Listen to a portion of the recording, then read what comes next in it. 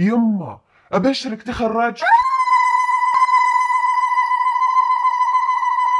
مبروك يا ولادي، شد حيلك توظف عشان زوجك. يما أنا بحصيصة بنت عمي، يما من يوم حنا صغار ونلعب مع بعض وأنا بيها. والنعم والله، بحجزها لك بس ما في عرس قبل الوظيفة. أبشرك سلموا ولادي تخرج وحاط عينه على بنيتك حصيصة، يقول من يوم حنا صغار وأنا بيها يما. ما شاء الله تبارك الله، والله والنعم. سلوم أبد حصيصة بنتكم وسلموا ولادنا بعد ما يبيلها.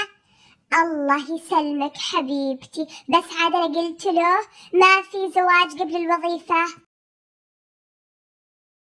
سلوم ورا ما تنزل تغدى معنا؟ تعبان يما تعبان، جسمي كله يعورني وماني قادر أوقف على حيلي وأحس إني بردان. وهي حسرة قلبش بلاك، لازم تروح المستشفى.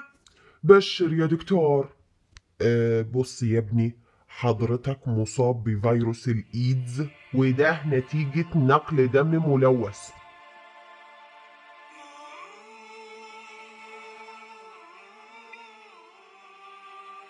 فهد وينك؟ أنا محتاج أسولف معاك، تعالي يا فهد.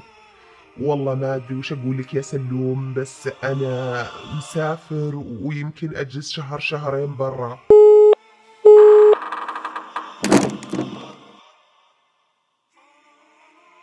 والله ما أدري وش أقول لك، بس حصيصة انخطبت وعرسها الأسبوع الجاي.